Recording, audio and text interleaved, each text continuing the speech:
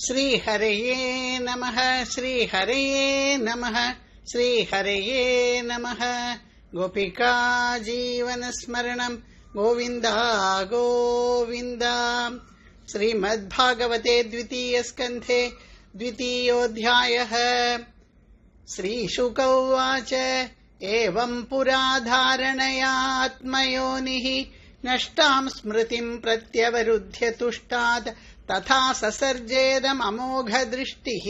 यथाप्ययात् प्राग्व्यवसाय बुद्धिः। श्रीशुक उवाच एवं पुरा धारणया आत्मयोनिः नष्टां स्मृतिं प्रत्यवरुध्य तुष्टात् तथा ससर्जेदमोघदृष्टिः यथाप्ययात् प्राग् व्यवसाय बुद्धिः। शाब्दस्य हि ब्रह्मण एष पन्था यन्नामभिर्ध्यायति धीर् अपार्थैः परिभ्रमंस्तत्र न विन्दतेऽर्थान् मायामये वासनया शयानः। अतः कविर्नामसु यावदर्थः स्यादप्रमत्तो व्यवसाय बुद्धिः सिद्धेन्यथार्थेन यतेत तत्र परिश्रमं तत्र समीक्षमाणः। सत्यां क्षितौ किं कशिपोः प्रयासैः बाहौ स्वसिद्धे शुपबर्हणैः किं सत्यञ्जलौ किं पुरुधान्नपात्र्या दिग्वल्कलादौ सति किं दुकूलैः चीराणि किं पथि न सन्ति दिशन्ति भिक्षां नैवाङ्घ्रिपाः परभृतः सरितोऽप्यशुष्यन् रुद्धा गुहा किम् अजितोऽवतिनोपसन्नान् कस्माद् भजन्ति कवयो धनदुर्मदान्धान्। एवं स्वचित्ते स्वत एव सिद्धः आत्मा प्रियोऽर्थो भगवान् अनन्तः तं निर्वृतो नियतार्थो भजेत संसारहेतु परमश्च यत्र कस्तां त्वनादृत्य परानुचिन्तां ऋते पशून् असतीं नाम युञ्ज्यात् पश्यन् जनं पतितं वैतरण्यां स्वकर्मजान् परितापान् जुषाणम् केचित् स्वदेहान्तर्हृदयावकाशे प्रादेशमात्रं पुरुषं वसन्तं चतुर्भुजं कञ्जरथाङ्गशङ्ख गदाधरं धारणया स्मरन्ति प्रसन्नवक्त्रं नलिनायते क्षणं कदम्बकिञ्जल्कपिशङ्गवाससं लसन् महारत्न हिरण्मयाङ्गदम् स्फुरन् महारत्न किरीटकुण्डलम् उन्निद्रहृत्पङ्कजकर्णिकालये योगेश्वरा स्थापित पादपल्लवम् श्रीलक्ष्मणम् कौस्तुभरत्नकन्धरम् अम्लानलक्ष्म्या वनमालयाचितम् विभूषितम् मेखलयाङ्गुलीयकैः महाधनैर्नूपुरकङ्गणादिभिः स्निग्धामलाकुञ्जितनीलकुन्दलैः विरोचमानाननहासपेशलम् अदीनलीलाहसिते क्षणोल्लसद्भ्रूभङ्ग संसूचित भूर्यनुग्रहम् ईक्षेत चिन्तामयमेनमीश्वरम् यावन्मनो धारणयावतिष्ठते एकैकशोङ्गानि धियानुभावयेत् पादादि यावद्हसितम् गदाभृतः जितं जितं स्थानम् अपोह्य धारयेत् परं परं शुध्यति धीर्यथा यथा यावन्न जायेत परावरेऽस्मिन् विश्वेश्वरे द्रष्टरि भक्तियोगः तावत् स्थवीयः पुरुषस्य रूपम् क्रियावसाने प्रयतः स्मरेत स्थिरं सुखं चासनमाश्रितो यतिः यदा जिहासुरिमम् अङ्गलोकम् काले च देशे च मनो न सज्जयेत् प्राणान् नियच्छेन्मनसा जितासुः मनस्वबुद्ध्यामलया नियम्य क्षेत्रज्ञ एतां निनयेत्तमात्मनि आत्मानमात्मन्यवरुध्य धीरः लब्धोपशान्तिर्विरमेत कृत्यात् न यत्र कालो अनिमिषां परः प्रभुः कुतो नु देवा जगतां य ईशिरे न यत्र सत्त्वं न रजस्तमश्च न वैविकारो न महान् प्रधानम् परं पदं वैष्णवमामनन्ति तत् यन्नेति नेतीत्यतदुत्सिसृक्षवः विसृज्य दौरात्म्यमनन्य सौहृदाः हृदोपगुह्यार्हपदं पदे पदे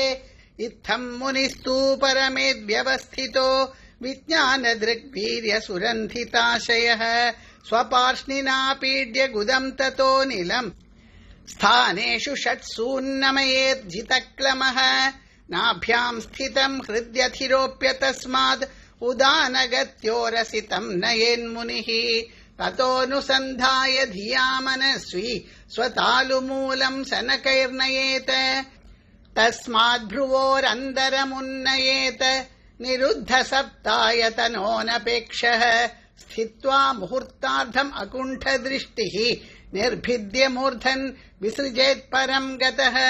यदि प्रयास्यन् नृप पारमेष्ठ्यम् वैहायसानाम् उत यद्विहारम् अष्टाधिपत्यम् गुणसन्निवाये सहैव गच्छेन्मनसेन्द्रियैश्च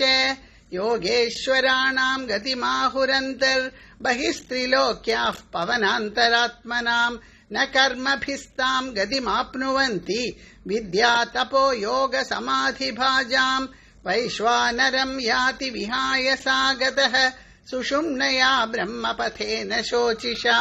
विधूतकल्कोथ हरेरुदस्तात् प्रयाति चक्रम् नृपशैषुमारम् तद्विश्वनाभिम् त्वतिवर्त्य विष्णोः अणीयसा विरजेनात्मनैकः नमस्कृतम् ब्रह्मविदामुपैति कल्पायुषो यद्विबुधारमन्ते अथो अनन्दस्य मुखानलेन दन्दह्यमानम् स निरीक्ष्य विश्वम् निर्यादि सिद्धेश्वरजुष्टधिष्ण्यम् यद्वैपरार्ध्यम् तदुपारमेष्ठ्यम् न यत्र शोको न जरा न मृत्युः नार्तिर्न चोद्वेगऋते कुतश्चित् यच्चित्ततोदः कृपयानिदम् विदाम् दुरन्द दुःख प्रभवानुदर्शनात् ततो विशेषम् प्रतिपद्य निर्भयः तेनात्मनापो नलमूर्तिरत्वरन् ज्योतिर्मयो वायुमुपेत्य काले वायुवात्मनाखम् बृहदात्मलिङ्गम् घ्राणेन गन्धम् रसनेन वैरसम् रूपम् तु दृष्ट्या श्वसनम् त्वचैव श्रोत्रेण चोपेत्य नभो गुणत्वम् प्राणेन चाकूतिमुपैति योगी सभूत सूक्ष्मेन्द्रिय सन्निकर्षम् मनोमयम् देवमयम् विकार्यम् संसाद्य गत्या सह तेन याति विज्ञानतत्त्वम् गुणसन्निरोधम् तेनात्मनात्मानमुपैति शान्तम् आनन्दमयोऽवसाने एताम् गतिम् भागवतीम् गतो यः स वै पुनर्नेह विषज्यतेऽङ्ग एते श्रुतीते नृपवेदगीते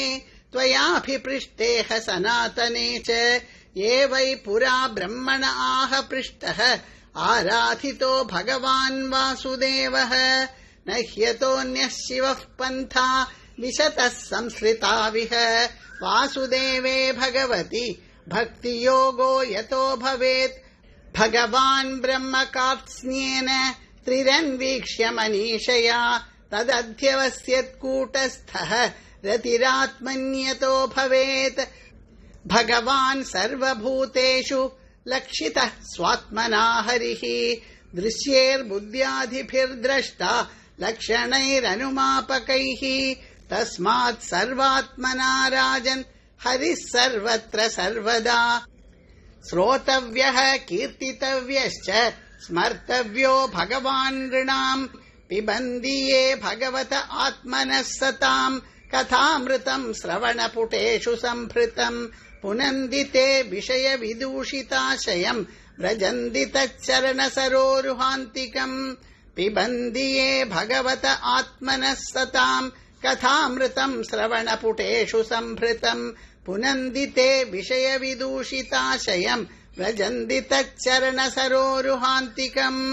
इति श्रीमद्भागवते महापुराणे पारमहंस्याम् संहितायाम् द्वितीयस्कन्धे पुरुषसंस्थावर्णनम् नाम द्वितीयोऽध्यायः। श्रीहरये नमः। श्रीहरये नमः। श्रीहरये नमः। गोपिका जीवनस्मरणम् गोविन्द गोविन्द।